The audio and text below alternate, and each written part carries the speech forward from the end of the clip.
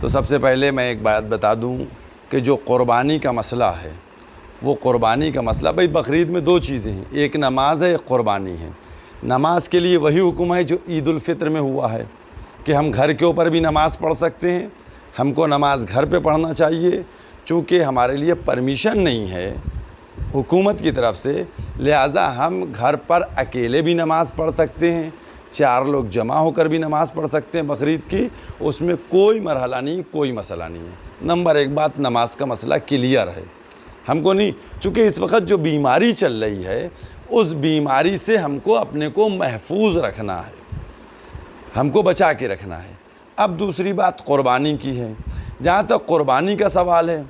قربانی واجب اس وقت ہوتی ہے کہ جب ہم حج کرنے جائیں۔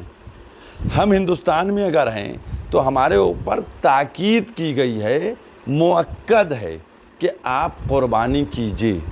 تو اگر ہمارے اختیار میں ہے قربانی کرنا تو بالکل ہم قربانی کر سکتے ہیں، لیکن چونکہ جو کورونا چل رہا ہے جس کی وجہ سے آج پوری دنیا پریشان ہے، ہمارے ملک کے اندر، ہمارے صوبے کے اندر جس شدت سے بڑھ رہا ہے، تو ہماری لوگوں سے اپیل یہی ہے، اپیل کرنا چاہتے ہیں کہ قربانی سنت مؤکد ہے۔ اگر آپ کہیں پا جائیں، آپ کو مل جائے کوئی جانور، تو آپ گھر میں اکیلے اس پر قربانی کروا دیجئے۔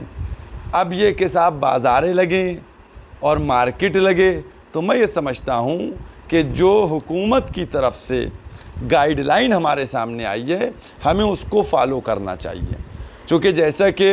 سماحت المرجع آقا سیستانی دامت برکاتہ نے بھی فرمایا کہ جو حکومت کی طرف سے، ابتدا میں فرمایا تھا انہوں نے کہ جو حکومت کی طرف سے گائیڈ لائن آئے اور جو ڈاکٹرز کہیں اس کے اوپر عمل کرنا ہے۔ تو اگر حکومت نے اس وقت ہم کو پرمیشن نہیں دی ہے تو ہم اس جو حکومت کی گائیڈ لائن ہے اس کے تحت انجام دیں، کہ ہم اگر گھر میں کروا سکتے ہیں، ہمارے گھر میں جانور پلا ہوا ہے، بکرا پلا ہے، ہم قربانی کرا سکتے ہیں۔ لیکن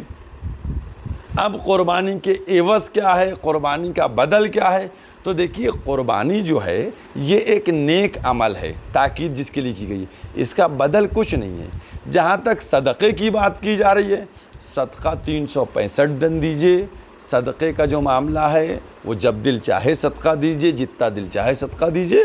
وہ الگ ہے، قربانی الگ ہے۔ اور ہم لوگوں سے یہ اپیل کرنا چاہیں گے، اپنے سامنے آپ لوگ ایک مسئلے کو بالکل واضح طور پہ رکھیں کہ جب پروردگار عالم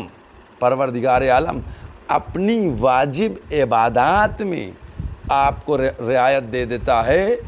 قرآن کریم میں موجود ہے کہ اگر تم سفر پہ ہو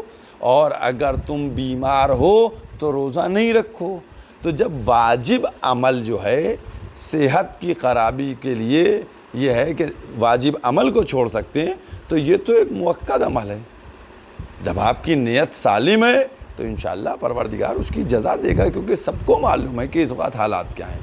لہٰذا ہماری یہی اپیل ہے کہ جو وائرس چل رہا ہے، جس طریقے سے